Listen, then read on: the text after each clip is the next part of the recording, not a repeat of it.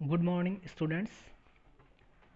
आज हम लोग क्लास 10th का फर्स्ट चैप्टर वास्तविक संख्याएं पढ़ेंगे, जिसका ये इंट्रो वीडियो है। ध्यान से आप लोग देखिए। भूमिका में बताया गया है कक्षा 9 में आपने वास्तविक संख्याओं की खोज प्रारंभ की और इस प्रक्रिया से आपको अपरिमेय संख्याओं को जानने का अवसर मिला। ठीक है, क्लास 9th में आप लोगों ने वास्तविक संख्याओं की खोज प्रारंभ की और इस प्रक्रिया से आपको अपरिमेय संख्याओं को जानने का अवसर मिला। यदि आप नहीं जानते हैं तो मैं क्लास 9th की वीडियोस डाल रखा हूँ, वहाँ से आप अपरिमेय संख्याओं को जान सकते हैं, देख सकते हैं। इस अध्याय में हम वास्तविक संख्याओं के बारे में अपनी चर्चा जारी रखेंगे।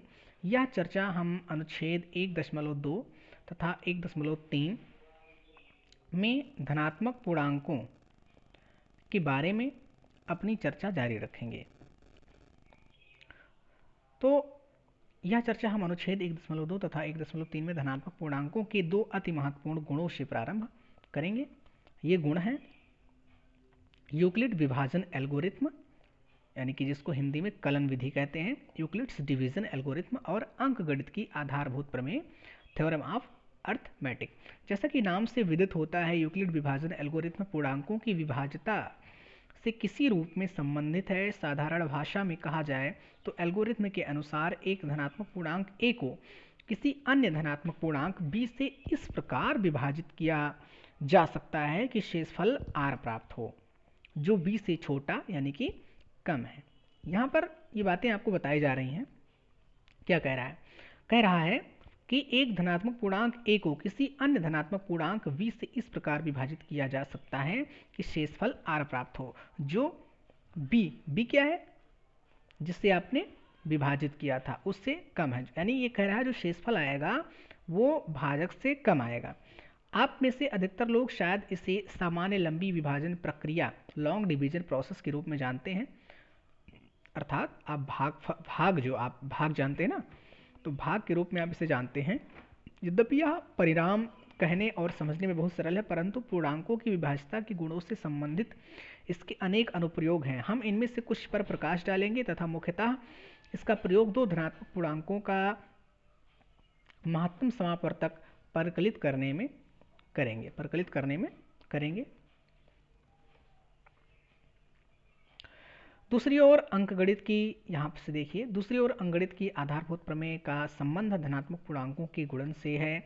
आप पहले से ही जानते हैं। क्या कह रहा है कि अंकगणित की आधारभूत प्रमेय का संबंध धनात्मक पूर्णांकों के गुणन से है। आप पहले ही जानते हैं कि प्रत्येक भाज्य संख्या को प्रत्येक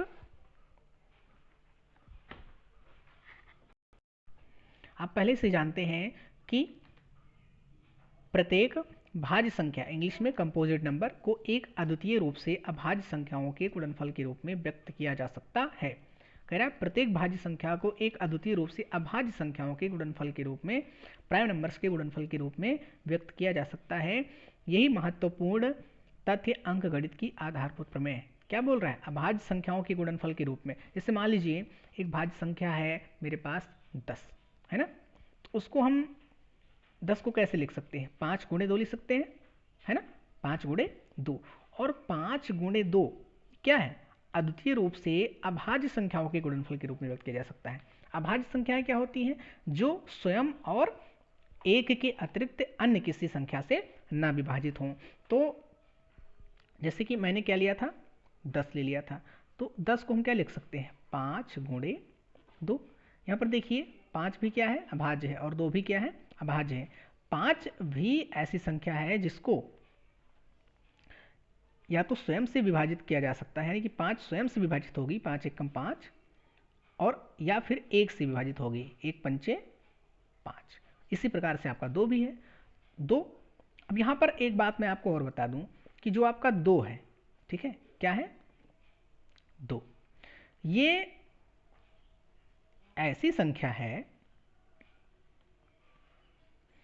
कि पहली बात तो ये सम संख्या है। सम संख्याएं क्या होती हैं? वे संख्याएं जो 2 से विभाजित हो जाए सम संख्या कहलाती हैं। तो ये सम संख्या भी है, ये सम संख्या भी है। दूसरा, ये अभाज्य भी है। अभाज्य की परिभाषा क्या होती है? वो संख्याएं जो स्वयं और 1 के अतिरिक्त अन्य किसी संख्या से विभाजित ना हो तो उन्हें अभाज्य संख्याएं कहती हैं। तो चेक कर लीजिए, 2 स्वयं यानी कि खुद 2 और 1 के अतिरिक्त अन्य किसी संख्या से विभाजित नहीं होता है, तो ये जो है आपका अभाज्य संख्या भी हो गया। तीसरा पॉइंट, सम भी है अभाज्य भी है, हाँ, लेकिन ये विषम नहीं है। विषम संख्या क्या होती है? विषम संख्याएं आपकी 1 से स्टार्ट होती हैं, 1, 3, 5, है ना, 7, ये सारी संख्याएं क्या है? विषम। विषम संख्याएं क्या होती है? वो संख्याएं जो 2 से विभाजित ना हो, उन्हें हम क्या कहते हैं? विषम संख्याएं कहते हैं, है ना। अच्छा, अब अभाज्य संख्याएं लिखने को कहा जाए तो अभाज्य संख्याएं कितनी होती हैं? अभाज्य संख्याएं पहले तो, अच्छा, 1 जो है ये ना तो आपका भाज्य है और ना ही भाज्य है, इसको ना हम भाज्य बोलेंगे और ना अभाज्य बोलेंगे। आपकी अभाज्य संख्याएं कहाँ से स्टार्ट होती हैं? अभाज्य संख्याएं 2 से स्टार्ट होती हैं। ये बात हमेशा याद रखिएगा कि जो आपका 1 होता है, ये 1 जो होता है ये ना तो भाज्य है और ना ही अभाज्य है, इस बात का हमेशा ध्यान रखिएगा। अभाज्य संख्या हमेशा 2 से स्टार्ट होती हैं, 2, 3, 5, 7, ठीक है, 2, 3, 5, 7, है ना, 9 तो होगा नहीं, 11, ऐसे ऐसे करके बहुत सारी अभाज्य संख्याएं हैं। तो यहां पर हम लोग क्या पढ़ रहे थे?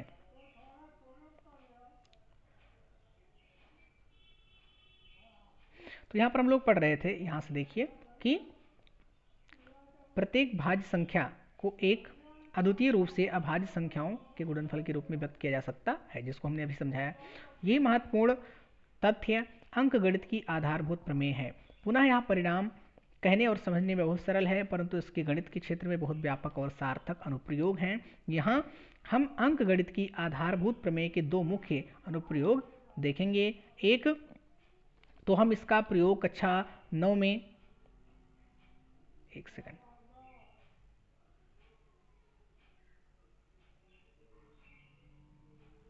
अब ठीक है, देखिए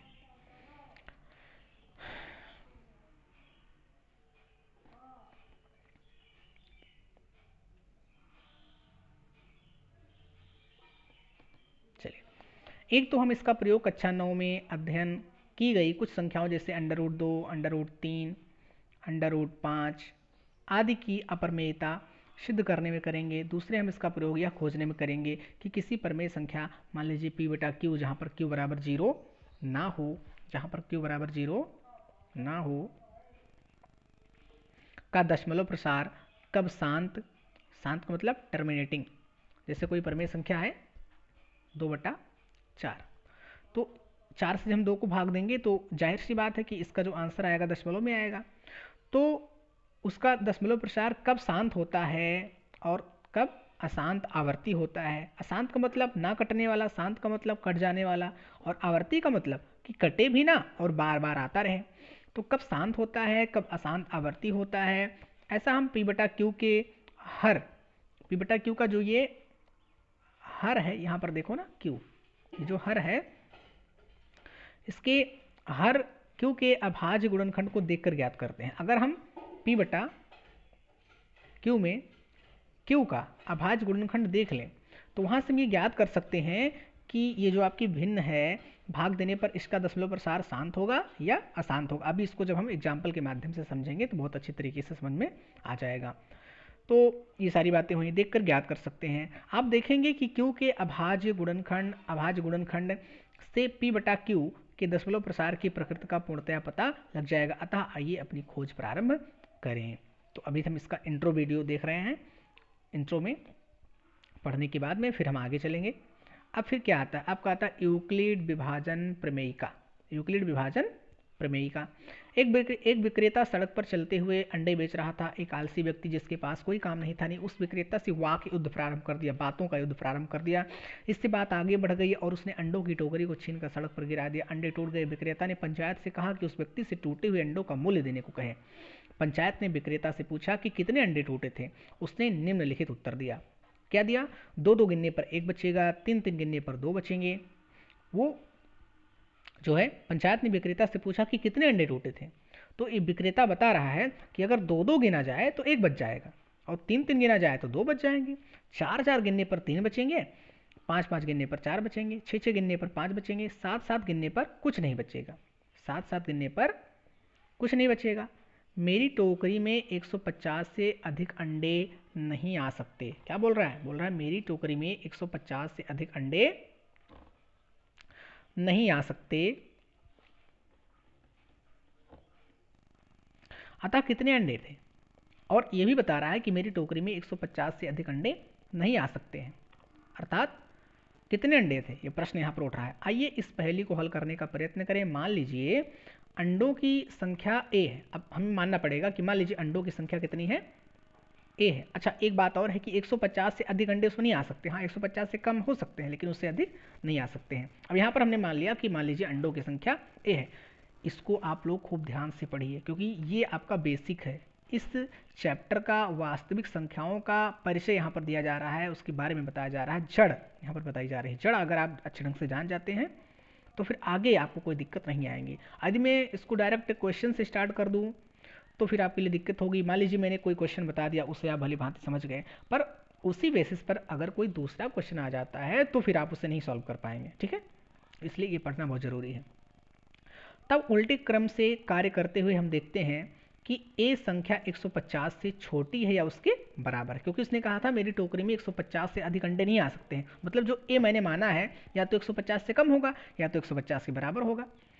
यदि 7 7 गिने तो कुछ नहीं बचेगा, यदि 7 7 गिने तो कुछ नहीं बचेगा। मतलब जो हमारा ए है, ए बराबर 7 गुणे पी है ना। 7 गुणे पी क्यों लिखा गया? क्योंकि 7 7 का जोड़ा बनाएंगे, कितना भी जोड़ा, 2 जोड़ा बनता है कि 3 जोड़ा बनता है कि 4 जोड़ा बनता है, कितने जोड़े बनते हैं पता नहीं, तो हम मान लेते हैं कि पी जोड़े बनते हैं। तो 7 को अगर हम जोड़ों से गुणा करेंगे तो टोटल ए हो जाएगा, ए के बराबर हो जाएगा, पर बचता कुछ नहीं। यहाँ पर देखिए 0 लिखा है ना, बचता कुछ नहीं। ए बराबर 7p प्लस 0, ये जानते हो क्या है? ये आप लोगों ने कक्षा 5 में पढ़ा होगा कि भाज्य बराबर भाजक गुणे भागफल धन शेषफल। यहाँ पर मैं लिख देता हूँ। क्या पढ़ा था आपने? आपने पढ़ा था कि भाज्य बराबर भाजक गुणे भागफल धन शेषफल। अभी ब्लैक बोर्ड तो है नहीं, मोबाइल पर ही मैं जो है लिख करके आप लोगों को बता रहा हूँ, तो उतने अच्छे से नहीं राइटिंग बन पा रही है, पर आप लोग समझने का प्रयास कीजिए क्योंकि यहाँ पर मेन मुद्दा है समझने वाला। ठीक है, तो इतनी सारी बातें हुई। तो यहाँ पर क्या हुआ कि a बराबर 7p प्लस 0 के रूप में परिवर्तित हो जाता है, जहां p कोई प्राकृत संख्या है। जहां p कोई प्राकृत संख्या है, ये जो p यहाँ पर देख रहे हैं आप ना, ये कोई प्राकृत संख्या है। 1 भी हो सकता है, 2 भी हो सकता है, 3 भी हो सकता है, 4 6 8 10 12 16 कुछ भी हो सकता है। यहाँ पर नीचे देखिए स्टार लगा के कुछ लिखा गया है, यह न्यूमेरेशी काउंट्स, न्यूमेरेशी काउंट्स लेखकगण ए रामपाल और अन्य में दी पहेली का एक परिवर्तित रूप है। उसमें कोई पहेली दी गई थी, उसका ये परिवर्तित रूप है। आगे चलते हैं, क्या कह रहा है फिर देखिए। बोल रहा है यदि 6 6 गिने तो 5 बचेंगे, अर्थात जो हमने ए माना था वो क्या हो जाएगा, 6 गुणे और जितने जोड़े बने उसके प्लस 5 और बच जाएंगे। भाई 5 जो यहाँ पर बच रहा है वो तो 6 है नहीं, क्योंकि अगर वो 6 होता तो इस जोड़े के अंतर्गत वो भी आ जाता। तो 6 और गुणे 6 6 अंडों के जितने जोड़े बने, मान लो 6 6 अंडों के क्यों जोड़े बने, तो 6 गुणे क्यों कर दिया गया, प्लस बचे कितने 5। ये टोटल मिला के किसके बराबर होने चाहिए, ए के बराबर होने चाहिए। तो यहाँ पर वो बात लिख दी गई के रूप में परिवर्तित हो जाता है, जहाँ क्यों कोई प्राकृत संख्या है, क्यों कोई प्राकृत संख्या है। इसी प्रकार 5 5 गिनने पर 4 बचेंगे। तो यहाँ पर देखिए ए बराबर 5 गुणे एस, एस क्या है 5 5 अंडों के जोड़ों की संख्या है, तो कितना बचा 4 बचा में परिवर्तित हो जाता है, जहाँ यस कोई प्राकृत संख्या है। इसी प्रकार 4 4 गिनने पर 3 बचेंगे, तो ए बराबर 4t प्लस 3 हो जाएगा। 3 3 गिनने पर 2 बचेंगे तो ए बराबर 3u प्लस 2 हो जाएगा। 2 2 गिनने पर 1 बचेगा तो ए बराबर 2e प्लस 1 हो जाएगा। अर्थात उपरोक्त प्रत्येक स्थिति में, उपरोक्त का मतलब ऊपर लिखी गई प्रत्येक स्थिति में हमारे पास 2 धनात्मक पूर्णांक ए और बी हैं। कितने धनात्मक पूर्णांक हैं, ए और बी। ए क्या है, ए जो हमने माना था कि हाँ मतलब इतने अंडे थे, और बी लिए गए उदाहरण में बी के मान क्रमशः 7 6 5 4 3 और 2 हैं। बी मतलब क्या है, मतलब मैंने जितने जितने अंडों के जोड़े बनाए थे। पहले 7-7 का जोड़ा बनाया था तो कुछ नहीं बचा था, फिर 6-6 का बनाया तो 5 बचा था, 5-5 का बनाया 4 बचा, 4-4 का बनाया 3 बचा, 3-3 का बनाया 2 बचा, 2-2 को बनाया तो 0 बचा। 0 बचा कि 1 बचा? हाँ 1 बचा, सॉरी, 2-2 का बनाया तो 1 अंडा बच गया। तो अब इसको हम बी मान लेंगे। क्या मानेंगे? बी मानेंगे। इनमें ए को बी से भाग देने पर, ए को बी से अगर भाग दिया जाए तो आर क्या बचेगा? शेषफल बचता है।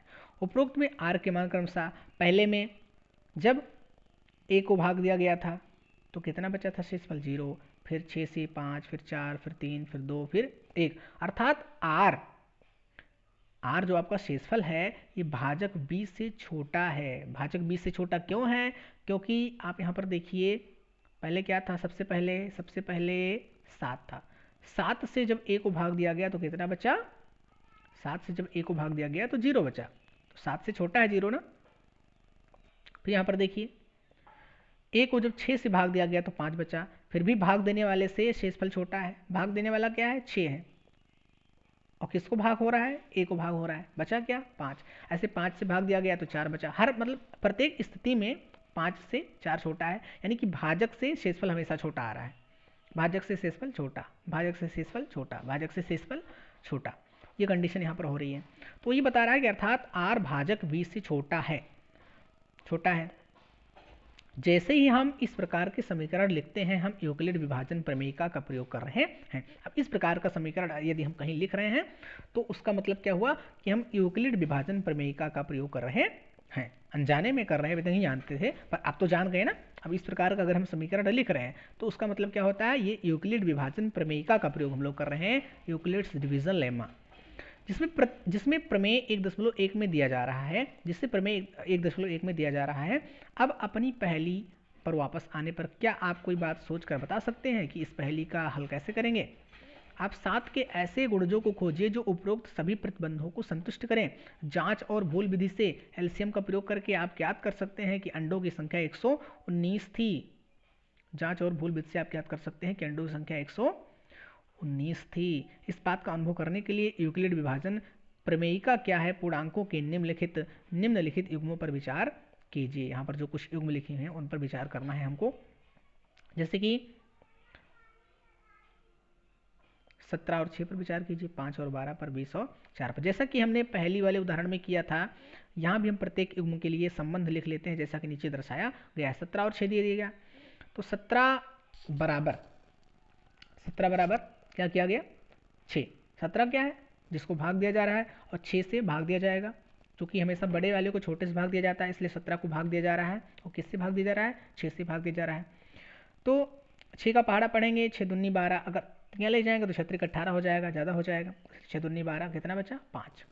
तो 17 में 6 2 बार जाता है और शेष 5 बचता है ना। जब 5 बराबर, दूसरे वाले में अगर 5 बराबर 12 कर लें, 12 जीरो हम 0 और प्लस 5, यह संबंध इसलिए सही है क्योंकि 12 5 से बड़ा है। 12 5 से, यह संबंध इसलिए सही है क्योंकि 12 5 से बड़ा है। यहाँ पर देखिए 12 जो है आपका वो 5 से क्या है? इस 5 से क्या है? बड़ा है। और मैंने कहा था कि भाजक हमेशा शेषफल से बड़ा होगा, तो ये संबंध भी सही है। 20 बराबर 4 गुणे 5 प्लस 0, यहाँ पर 4 पंचे 20, कितना शेषफल बचा? 0 बचा। तो 20 में 4 5 बार जाता है और शेष कुछ नहीं बचता।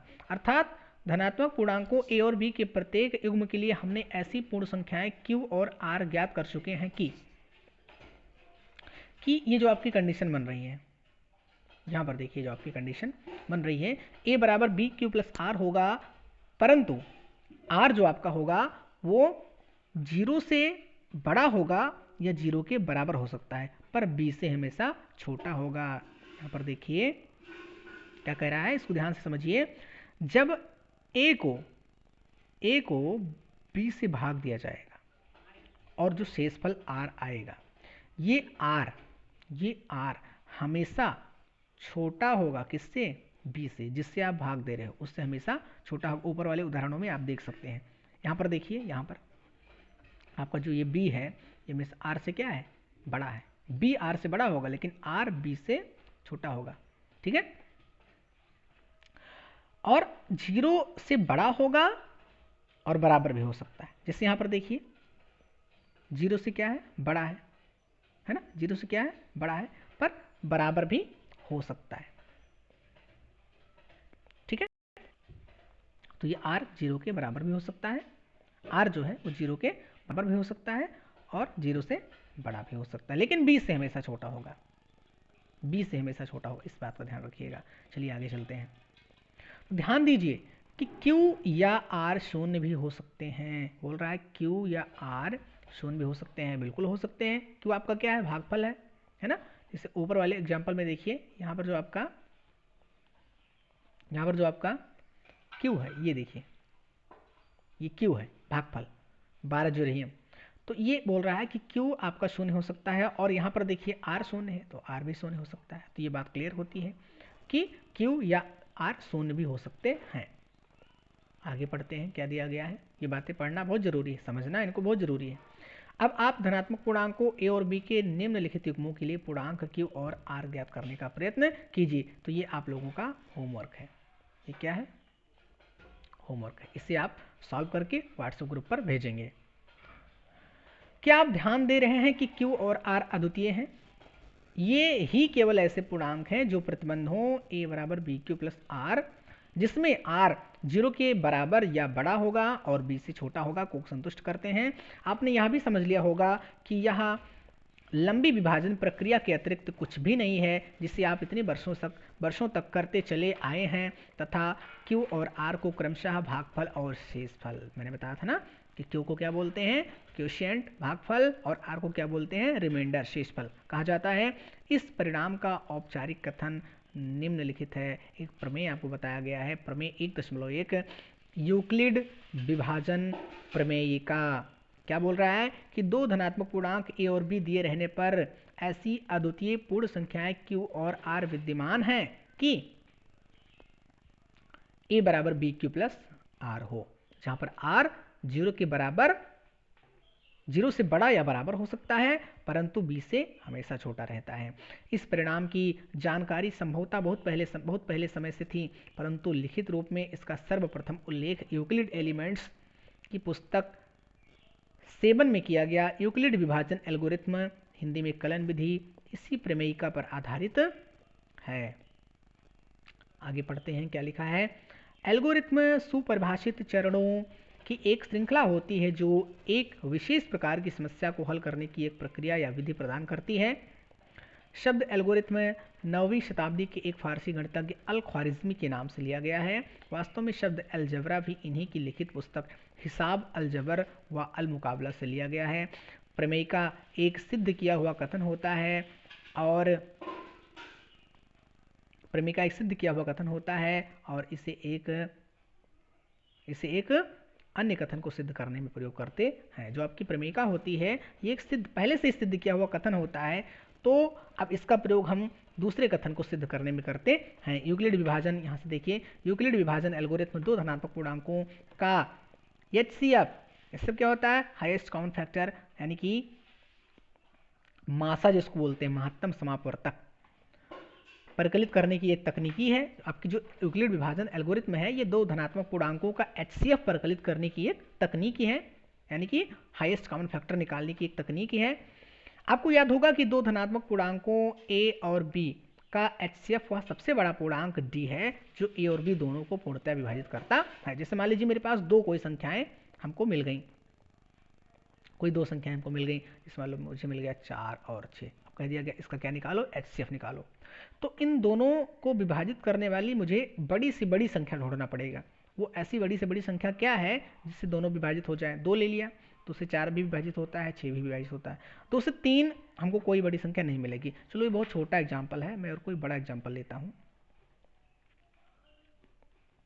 मान लीजिए 12 और 6 मैंने ले लिया, तो इसमें बड़ी से बड़ी संख्या मुझे क्या मिलेगी, एक तो मुझे क्या मिलेगा 6, 6 कम 6, 6 दूनी 12, और 6 से 6 कम 6, 6 कम 6, 6 भी कट गया, है ना। तो वो संख्या क्या है, वो संख्या 6 है, बड़ी से बड़ी संख्या 6 है। कटने का तो ये 2 से भी कटेगा, 2 छक 12, 2 3 6, है ना। परंतु सबसे बड़ी संख्या मुझे ढूंढना था जिससे ये दोनों संख्याएं विभाजित हो जाएं। तो यूक्लिड विभाजन प्रमेय का एचसीएफ निकालने की ही एक तकनीकी है। आइए सबसे पहले एक उदाहरण लेकर देखें कि यह एल्गोरिथ्म किस प्रकार कार्य करता है। मान लीजिए हमें पूर्णांकों 400 पूर्णांकों कौन कौन से पूर्णांकों 455 पूर्णांकों 455 और 42 का HCF ज्ञात करना है। हम बड़े पूर्णांक 455 से प्रारंभ करते हैं, तब यूक्लिड प्रमेयिका से हमें प्राप्त होता है, क्या प्राप्त होता है, 455 बराबर 42 गुणित 10 प्लस 35। 455 ए मानेंगे और बराबर 42 को बी मानेंगे। अब 42 को हम ऐसी संख्या से गुणा करेंगे कि 455 से ज़्यादा ना होने पाए।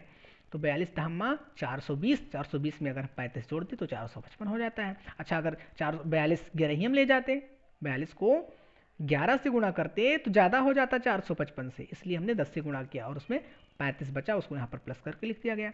अब भाजक 42 और शेषफल 35 लेकर क्या भाजक भाग करने वाले को क्या बोलते हैं, भाजक बोलते हैं। यहाँ पर भाग करने वाला कौन है, 42 है, और शेषफल कितना बचा, 35 बचा, लेकर यूक्लिड प्रमेयिका का प्रयोग करने पर हमें प्राप्त होता है 42 बराबर 35 गुणे 1 प्लस 7। अब फिर मैंने क्या ले लिया, भाजक ले लिया और शेषफल ले लिया। जहाँ पर यूक्लिड विभाजन प्रमेयिका का प्रयोग करेंगे, अब 42 को ए मान लिया गया, 35 को बी मान लिया गया, 35 एकम 35 और धन 7 42। अब भाजक 35 और शेषफल 7 लेकर फिर यूक्लिड प्रमेयिका का प्रयोग करेंगे, तो 35 बराबर 7 बचे 35 प्लस 0। ये चीज़ तब तक करते रहते हैं जब तक कि हमको 0 ना प्राप्त हो जाए। ध्यान दीजिए कि यहाँ शेषफल शून्य आ गया है तथा हम आगे कुछ नहीं कर सकते क्योंकि शेषफल शून्य आ गया। हम भाजक और शेषफल को ही लेते थे, भाजक और शेषफल को ही लेते थे। अब यहाँ पर शेषफल शून्य आ गया तो इसमें हम कुछ कर नहीं सकते हैं। ध्यान दीजिए कि यहाँ शेषफल शून्य आ गया है तथा हम आगे कुछ नहीं कर सकते। हम कहते हैं कि इस स्थिति वाला भाजक अर्थात 7 ही 455 और 42 का HCF है। आप इसकी सत्यता की जांच 455 और 42 के सभी गुणनखंडों को लिखकर कर सकते हैं। इनके सभी गुणनखंडों को लिखकर कर सकते हैं। यह विधि किस कारण कार्य कर जाती है, इसका कारण यूक्लिड विभाजन एल्गोरिथ्म है जिसके चरणों को नीचे स्पष्ट किया जा रहा है। दो धनात्मक पूर्णांकों मान लीजिए C और D, जहां पर C D से बड़ा होना चाहिए, C D से बड़ा होना चाहिए का HCF ज्ञात करने के लिए नीचे दिए हुए चरणों का अनुसरण कीजिए। नीचे कुछ चरण दिए गए हैं और उनका HCF कैसे ज्ञात करेंगे इसमें बताया गया है। चलिए इसको समझते हैं। चरण 1, स्टेप फर्स्ट, C और D के लिए यूक्लिड विभाजन प्रमेयिका का प्रयोग कीजिए। इसलिए हम ऐसे Q और R ज्ञात करते हैं कि C बराबर D गुणे Q। यहाँ पर देखिए, यहाँ पर C D से क्या है, बड़ा है, तो C को A की जगह पर रखा गया है और D को B की जगह पर रखा गया है। तो D into Q plus R, जहाँ R 0 से बड़ा या बराबर हो सकता है पर D से छोटा होना ही चाहिए, ऐसा हम लोग पहले सिद्ध कर चुके हैं। तो जो आपका R है ये D से छोटा है और 0 के बराबर या उससे बड़ा है। यदि R बराबर 0 है, यदि R बराबर 0 है तो D पूर्णांकों C और D का HCF है। अगर R बराबर मान लीजिए 0 है तो यहाँ पर जो आपका D आया ये पूर्णांकों C और D का HCF है। यदि R बराबर 0 नहीं है तो D और R के लिए यूक्लिड विभाजन प्रमेयिका का प्रयोग फिर से कीजिए। इस प्रक्रिया को तब तक जारी रखिए जब तक शेषफल शून्य न प्राप्त हो जाए। इसी स्थिति में प्राप्त भाजक ही, जब आपको शेषफल शून्य प्राप्त हो जाए तो उस वाले समीकरण में जो आपका भाजक होगा वही वांछित HCF होगा। यह एल्गोरिथ्म इसलिए प्रभावशाली है क्योंकि HCF C और D, C, D बराबर HCF D, R होता है, यानी कि C और D का जो HCF आएगा वही D और R का HCF आएगा, जहां संकेत HCF CD का अर्थ है C और D का HCF। नेक्स्ट एग्जाम्पल है, एग्जाम्पल फर्स्ट, 4052 और 12576 का HCF यूक्लिड विभाजन एल्गोरिथ्म का प्रयोग करके ज्ञात कीजिए। तो यहाँ पर आप देख सकते हैं इसका HCF निकाला गया है। यहाँ पर देखिए, यहाँ पर 12700 बड़ा है 4052 से, तो उसको जो बड़ा है उसको A के स्थान पर रखा गया है और जो छोटा है उसको B के स्थान पर। अब इसको हम ऐसी संख्या से संभाल कर गुणा करेंगे कि इस 12576 से ज़्यादा ना होने पाए। तो 3 बार इसमें गुणा किया जाता है और शेषफल 420 आता है। फिर हम क्या ले लेंगे, यहाँ से हम भाजक और शेषफल को ले लेंगे। भाजक को फिर क्या A के स्थान पर और शेषफल को B के स्थान पर। फिर इसको 9 से गुणा करेंगे, 272 बच जाएगा। फिर यहाँ से हम भाजक और शेषफल को ले लेंगे। फिर भाजक को A के स्थान पर और शेषफल को B के स्थान पर। पुनः 272 को 1 से गुणा किया गया, शेषफल कितना आ गया, 148 आ गया। जब तक शेषफल आता रहेगा तब तक हम इसको लेते रहेंगे। फिर हम 272 को 148 को ले लेंगे, 272 ए के स्थान पर, 148 बी के स्थान पर, पुनः 124 शेषफल बच गया। फिर देखिए अब 124 यहाँ से 124 और 24 को ले लिया गया, तो 124 ए के स्थान पर, 24 बी के स्थान पर गुणा करने पर 4 शेषफल बचता है। फिर 24 और 4 को लेंगे, 24 और 4 को, 24 को ए के स्थान पर, 4 को बी के स्थान पर, 4 से 24। अब यहाँ पर शेषफल कितना आ गया, 0 आ गया। यहाँ पर शेषफल हमको कितना प्राप्त हुआ, 0 प्राप्त हुआ। यहाँ शेषफल 0 प्राप्त हो गया है, इसलिए प्रक्रिया यहाँ समाप्त हो जाती है। क्या लिख रहा है, समाप्त हो जाती है, क्योंकि इस स्थिति में भाजक 4 है। अब इस स्थिति में भाजक, जहां पर शेषफल 0 आ गया, इस स्थिति में भाजक कितना है, 4 है। तो यही हमारा वांछित HCF हाईएस्ट कॉमन फैक्टर होगा। ध्यान दीजिए कि HCF 24,4 यानी कि 24 और 4 का जो HCF है वही 124 और 24 का है, वही 148 और 124 का है, 272 और 148 का है, 420 और 272 का है, और 4052 420 का है, 12576 और 4052 का है। इन सभी का HCF 4 ही होगा। आप चाहें तो पुराने विधि से जैसा आप HCF निकालते थे पहले वैसे करके देख सकते हैं। तो क्या हुआ, यूक्लिड विभाजन एल्गोरिथम न केवल बड़ी संख्याओं के HCF परिकलित करने में उपयोगी है, अपितु यह इसलिए भी महत्वपूर्ण है कि यह उन एल्गोरिथमों में से एक है जिनका कंप्यूटर में एक प्रोग्राम के रूप में सबसे पहले प्रयोग किया गया। ये बात ध्यान रखिएगा।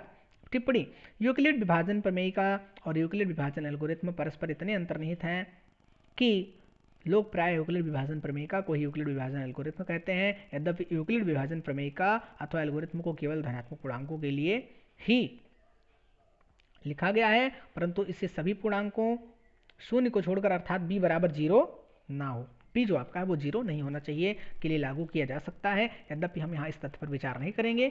यूक्लिड विभाजन प्रमेयिका अथवा एल्गोरिथम के संख्याओं के गुणों से संबंधित अनेक अनुप्रयोग हैं। हम इन अनुप्रयोगों के कुछ उदाहरण नीचे दे रहे हैं। उदाहरण 2 है, क्या है, दर्शाइए कि प्रत्येक धनात्मक समपूर्णांक 2q के रूप का होता है। यहाँ पर आपको क्या दर्शाना है, यहाँ पर दर्शाना है कि प्रत्येक धनात्मक समपूर्णांक, धनात्मक भी हो और सम भी हो, ऐसा पूर्णांक 2q के रूप का होता है, तथा प्रत्येक धनात्मक विषम पूर्णांक, प्रत्येक धनात्मक विषम पूर्णांक 2q + 1 के रूप का होता है, जहां q कोई पूर्णांक है। ऐसा हमको दिखाना है। तो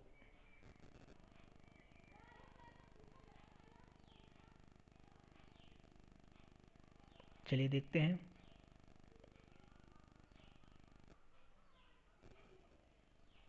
एग्जाम्पल 2 है आपका, मान लीजिए ए कोई धनात्मक पूर्णांक, वही बात पुरानी बात जैसे ए पहले माना जाता था। मान लीजिए ए कोई धनात्मक पूर्णांक है तथा b बराबर 2, क्योंकि यहाँ पर 2q के रूप का होता है, ऐसा हमको सिद्ध करना था ना। तो b बराबर क्या मान लेंगे, 2। तब यूक्लिड विभाजन एल्गोरिथम से किसी पूर्णांक, कोई पूर्णांक, ऐसा पूर्णांक होना चाहिए जो 0 से बड़ा हो या बराबर हो, 0 से बड़ा हो या बराबर हो के लिए a बराबर क्या होगा, 2q + r। a बराबर 2q + r। यहाँ पर 2 क्या है, b के स्थान पर रखा गया है, तो 2q + r, जहाँ r बराबर 0 या r बराबर 1 है। क्योंकि r आपने क्या देखा था, r का मान जो होता था वो हमेशा b से छोटा होता था। तो b से छोटा क्या क्या मेरे पास बचता है, 1 बचता है और 0 बचता है। तो यहाँ पर देखिए r जो है वो 0 के बराबर भी हो सकता है, परंतु 2 से छोटा होगा। तो 2 से छोटा मतलब 0 से लेकर के 2 से छोटा, 0 से लेकर के 2 से छोटी जितनी भी संख्या है, तो कौन कौन है, 0 1 ही, 0 और 1 ही है जो 2 से छोटा है। तो यहाँ पर a बराबर 2q या a बराबर 2q + 1, ये दो कंडीशन यहाँ पर बन सकती है। तो यदि a बराबर 2q है तो यह एक सम पूर्णांक है, साथ ही एक धनात्मक पूर्णांक या तो सम हो सकता है या विषम, इसलिए कोई भी धनात्मक विषम पूर्णांक 2q + 1 के रूप का होगा। ये बात यहाँ से सिद्ध हो जाती है। अब नेक्स्ट एग्जाम्पल आता है, दर्शाइए कि एक धनात्मक विषम पूर्णांक 4q + 1 या 4q + 3 के रूप का होता है, जहाँ q एक पूर्णांक है। तो वही कंडीशन, इस एग्जाम्पल को आप लोग देख लीजिएगा, उसी तरीके से समझाया गया, पर देख लीजिएगा जरूर। यहाँ पर मैं इसको, आप वीडियो को पॉज करके इस एग्जाम्पल को देख करके अपनी कॉपी में सॉल्व कर सकते हैं। ये भी आपका एक प्रकार से होमवर्क है और इसे आप सॉल्व करके ग्रुप पर भेजेंगे। ये आपका क्या है, होमवर्क है। ठीक है, नेक्स्ट एग्जाम्पल है, एक मिठाई विक्रेता के पास 420 काजू की बर्फियां हैं और 130 बादाम की बर्फियां हैं। वह इनकी ऐसी ढेरियां बनाना चाहती है कि प्रत्येक ढेरी में बर्फियों की संख्या समान रहे तथा ये ढेरियां बर्फी की परात में न्यूनतम स्थान घेरें। इस काम के लिए प्रत्येक ढेरी में कितनी बर्फियां रखी जा सकती हैं? यह कार्य जांच और भूल विधि से किया जा सकता है, परंतु इसे क्रमबद्ध रूप से, क्या बोला था, 420 काजू की बर्फियां और 130 बादाम की बर्फियां, वह इनकी ऐसी ढेरियां बनाना चाहती है कि प्रत्येक ढेरी में बर्फियों की संख्या समान रहे तथा ये ढेरियां बर्फी की परात में न्यूनतम स्थान घेरें। इस काम के लिए प्रत्येक ढेरी में कितनी बर्फियां रखी जा सकती हैं? तो 420 और 130 का एचसीएफ निकालेंगे। इस एचसीएफ से प्रत्येक ढेरी में रखी जा सकने वाली बर्फियों की अधिकतम संख्या प्राप्त होगी, जिससे ढेरों की संख्या न्यूनतम होगी। और क्योंकि जब अधिक से अधिक, जैसे मान लीजिए आपके पास कुछ टाफियां हैं, तो जब ज़्यादा टाफियों का आप ढेर लगाएंगे तो आपके पास ढेरों की संख्या कम होगी, और छोटे छोटे कम टाफियों का अगर आप ढेर लगाएंगे तो आपके पास बहुत सारे ढेर हो जाएंगे, छोटे, है ना। तो यहाँ पर आपको 420 और 130 का एचसीएफ निकाल लेना है, हाईएस्ट कॉमन फैक्टर। वहाँ से आपको पता चल जाएगा कि वो कितनी संख्या में वहाँ पर ढेर लगेगा, बर्फियों की अधिकतम संख्या प्राप्त होगी, जिससे ढेरों की संख्या न्यूनतम होगी और परात में बर्फियाँ न्यूनतम स्थान घेरेंगी। आइए अब यूक्लिड एल्गोरिथम का प्रयोग करके 420 और 130 का एचसीएफ ज्ञात करेंगे। ज्ञात करने पर हमको क्या प्राप्त हुआ? ज्ञात करने पर मुझे यहाँ पर देखिए शेषफल 0 आ गया ना, तो यही जो भाजक है यही वांछित एचसीएफ होगा, यानी कि 420 और 130 का एचसीएफ कितना आएगा? 10 आएगा। इसलिए प्रत्येक प्रकार की बर्फियों के लिए मिठाई विक्रेता 10-10 की ढेरी बना सकता है। जब वो 10-10 की ढेरी बनाएगा तो कम से कम ढेर लगेंगे, और परात में जब कम से कम ढेर लगेंगे तो परात में कम से कम स्थान घेरेंगे। अब आपकी प्रश्नावली यहाँ से स्टार्ट होती है। प्रश्नावली में आज नहीं बताऊंगा क्योंकि ये केवल इंट्रो वीडियो था, इसमें मैंने इंट्रोडक्शन करवाया है आपको वास्तविक संख्याओं से, यूक्लिड विभाजन प्रमेयिका से और यूक्लिड विभाजन एल्गोरिथम से। ठीक है, अब उसके बेसिस पर आप इस प्रश्नावली को सॉल्व करिए। ये प्रश्नावली मैंने आपको दिखा दिया, यहाँ पर वीडियो पॉज करके 1 2 3 4 क्वेश्चन को आप सॉल्व कर सकते हैं। उसके बाद में फिर 5वां क्वेश्चन है, यहाँ पर देखिए 5वां क्वेश्चन है, यहाँ से भी आप लिख करके 5वां क्वेश्चन सॉल्व कर सकते हैं। तो आप अपने मन से क्वेश्चन सॉल्व करने का प्रयत्न करेंगे, जो सॉल्व होगा ठीक है, नहीं सॉल्व होगा आप प्रयास करते रहेंगे। व्हाट्सएप ग्रुप पर आप क्वेश्चन का नाम लिख करके भेजेंगे। बस फिलहाल मैं दूसरा वीडियो बनाऊंगा जिसमें प्रश्नावली 1.1 का मैं सभी क्वेश्चन सॉल्व करके आप लोगों को बताऊंगा। पर उसके पहले आप लोग स्वयं से ईमानदारी से लगाने का प्रयास कीजिए। आप खुद से लगाने का प्रयास करेंगे तो ही आपके अंदर वो चीज़ डेवलप होगी जिससे आप क्वेश्चन को स्वयं से कर सकें। अन्यथा मैं बता दूंगा तो आप उसी को देख करके लिख लेंगे, आपको लगेगा मुझे समझ में आ गया, पर इसी बेसिस पर कोई दूसरा क्वेश्चन दे दिया गया तो आप उसको नहीं लगा पाएंगे। धन्यवाद।